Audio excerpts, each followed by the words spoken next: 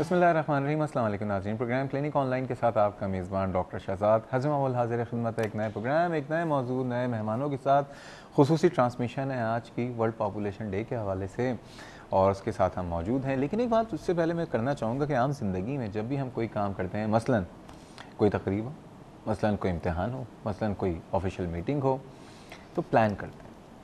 ऐसा नहीं होता कि पूरे साल पढ़ा लिखा नहीं और इम्तिहान देने घुस गए, या कोई मीटिंग में जाने से पहले पता ही ना हो कि मीटिंग में एजेंडा क्या है, हमें डिस्कस क्या करना है। या घर फॉर एग्ज़ाम्पल आम सी बात है कि घर में कोई तकरीब हो, शादी की तकरीब हो, किसी की दावत हो और 100, 200, 500 आदमियों को बुलाना हो, तो आप क्या करते हैं? पूरा पहले आप केटर से बात करते हैं, उस हिसाब से आप सिटिंग अरेंजमेंट कराते हैं, उस हिसाब से वेन्यू चूज़ करते हैं, उस हिसाब से खाना रखते हैं। लेकिन अगर उसके बरक्स हो, ये बुलाया आपने 200 आदमियों को, खाना बनवा लिया 100 आदमियों का, कुर्सियाँ थी 100 आदमियों की, अब क्या होगा? बदमज़गी होगी, पशेमानी होगी, शर्मिंदगी होगी, एक दूसरे से गुस्सा निकाला जाएगा।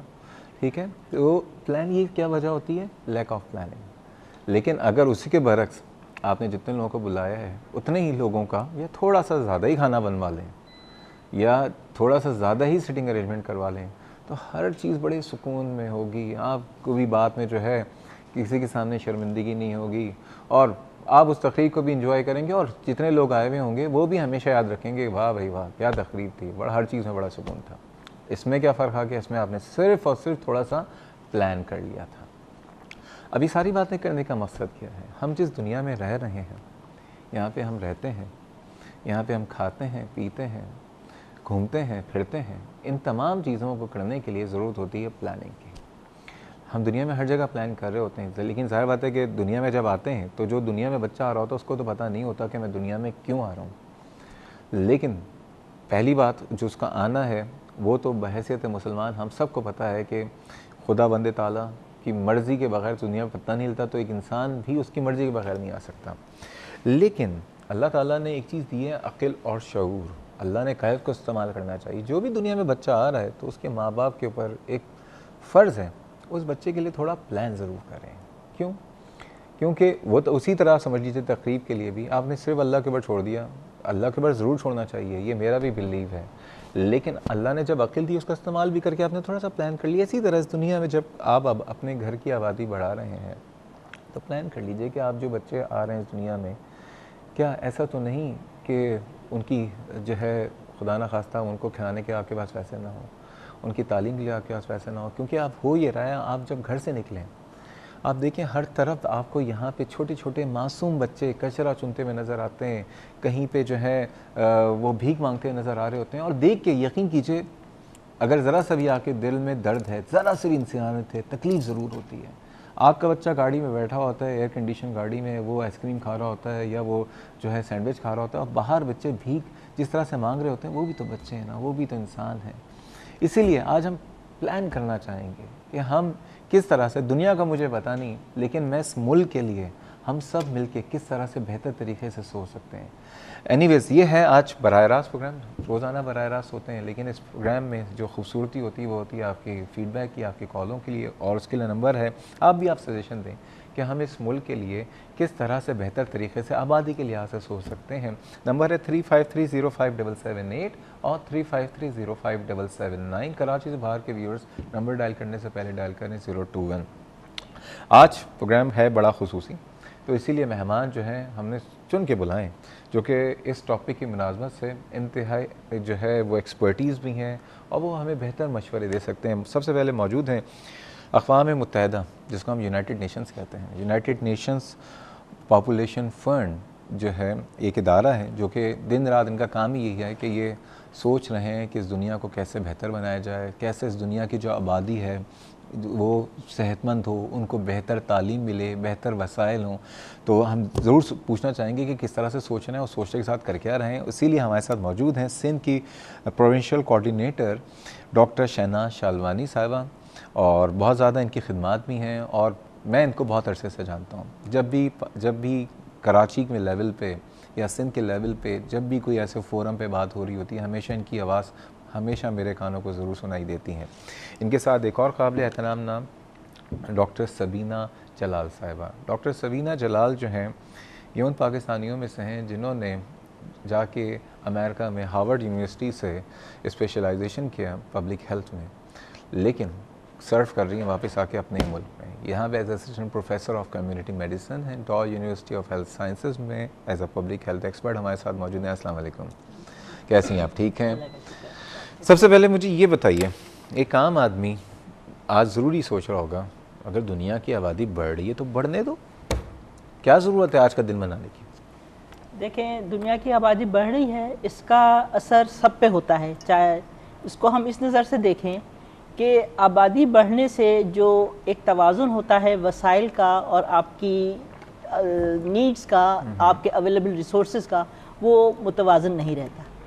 आबादी का दिन मनाने से एक तरह से एक आदमी को थोड़ा हम सेंसिटाइज करते हैं कि अगर आबादी बढ़ेगी तो तुम्हारे वसाइल और तुम्हारी ज़रूरियात में तवाज़ुन बरकरार नहीं रहेगा। तुम जितना खर्च कर सकते हो तुम्हारी नीड उससे ज़्यादा होगी। तुम्हारे पास अगर 2 कमरों का घर है और उसमें तुमने 15 बंदे हैं, वो नाकाफ़ी होगा। बढ़ रही है का मतलब ये है कि पहले कम लोग थे और आहिस्ता ज़्यादा हो गए। वो जगह बनाई गई थी 2 लोगों के लिए, अब उसमें 8 लोग रह रहे हैं। ये चीज़ आपके वसाइल को पूरा नहीं होने देगी और इस वजह से मज़ीद मसाइल खड़े होते हैं। उसमें आपकी जो एक इंसानी ज़रूरियात हैं, जिसे हम ज़रूरत, एक जो बुनियादी ज़रूरियात हैं जिनमें फूड है, जिनमें शेल्टर है, जिनमें आपका हेल्थ है, जिसमें और ऐसी चीज़ें, एजुकेशन है, ये वो चीज़ें हैं जो आपने अपने वसाइल के ज़रिए अपने फैमिली को देनी है। अगर पॉपुलेशन आपके घर में से ही शुरू करें और वो बढ़ जाएगी तो आप ये वसाइल नहीं दे सकते, आप ये चीज़ें उनको नहीं। बिल्कुल आप सही कह रही हैं। अभी आपसे पूछूंगा आबादी किस तेज़ी से बढ़ रही है, लेकिन डॉक्टर सबीना, पहले बहुत शुक्रिया आज आप इस प्रोग्राम में आई। ये बताइए कि हम ज़िंदगी में कोशिश हमारी होती है कि जितने भी दुनियावी मामलात होते हैं, जैसे कि मैंने शुरू में कहा कि घर में कोई फंक्शन हो या कोई मीटिंग हो या कोई एग्ज़ाम हो तो हम बाकायदा तैयारी करते हैं, उसको प्लान करते हैं। लेकिन हम कभी भी, अच्छा शादियां भी हो जाती हैं हमारे यहाँ, लेकिन शादी के बाद हम अपनी पूरी फैमिली, अच्छा फैमिली प्लानिंग का मकसद है हमने समझ लिया कि बच्चे ना होना, लेकिन हम पूरी फैमिली को प्लान इस तरह से करें कि हम आगे अपनी लाइफ में क्या करेंगे, बच्चों को कहाँ तालीम दिलवाएंगे।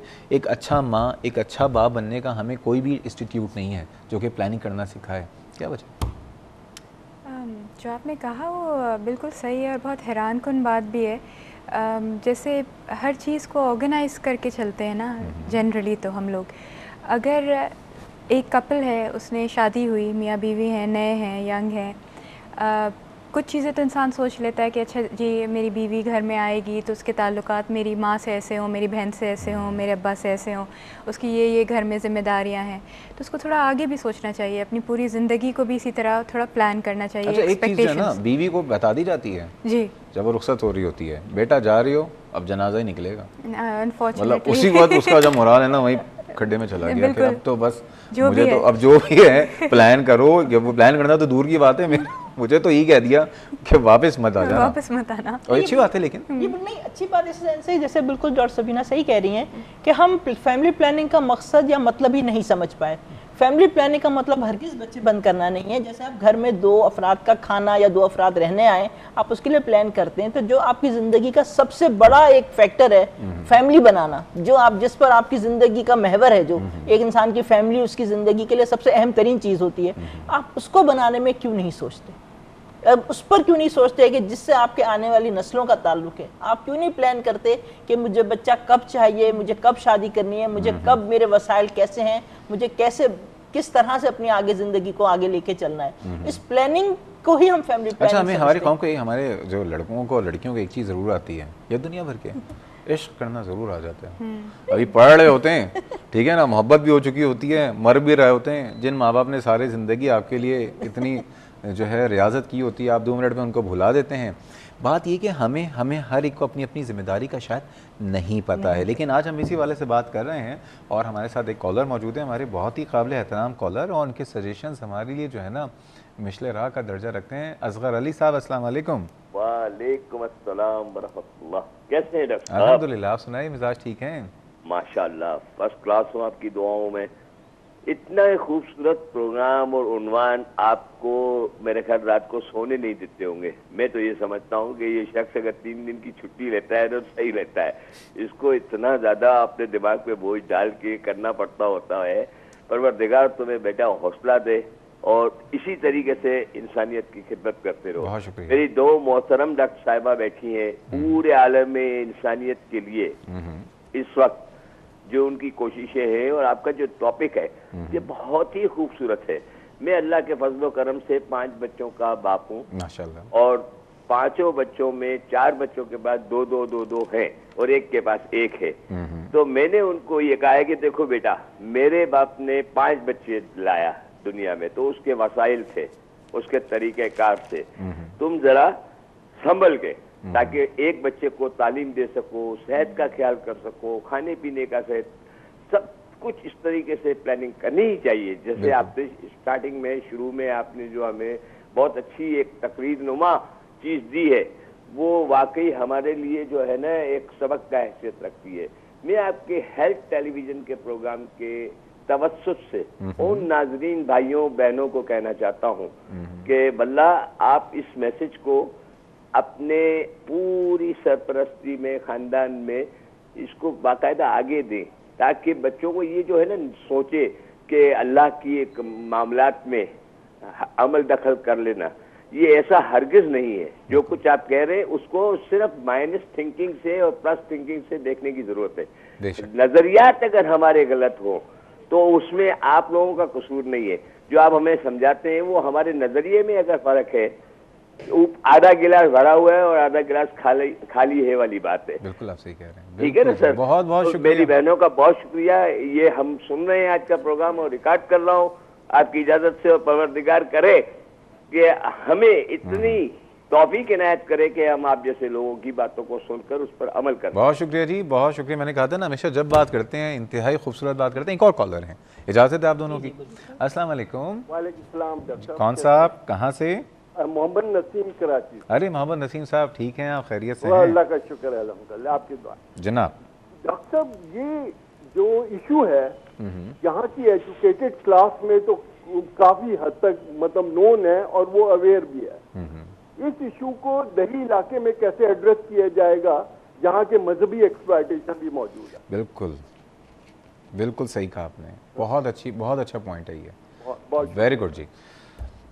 अब बात ये, इन्होंने जो बात की है ना एग्जैक्टली, कि हमारे यहाँ जो सिस्टम है ज़्यादातर जो है वो क्लास है जो कि दही क्लास में रहती है। लेकिन उससे पहले मैं ज़रूर जानना चाहूँगा कि आबादी जो है हमारे मुल्क की इस वक्त कितनी हो चुकी है, क्योंकि मुझे तो नहीं पता। आप भी बताइएगा, आप भी कोशिश कीजिएगा बताने की। लेकिन इस वक्त हम नाज़रीन जा रहे हैं, इससे पहले कि मैं से आबादी पूछूँ, एक ब्रेक में हमारे साथ रहिएगा।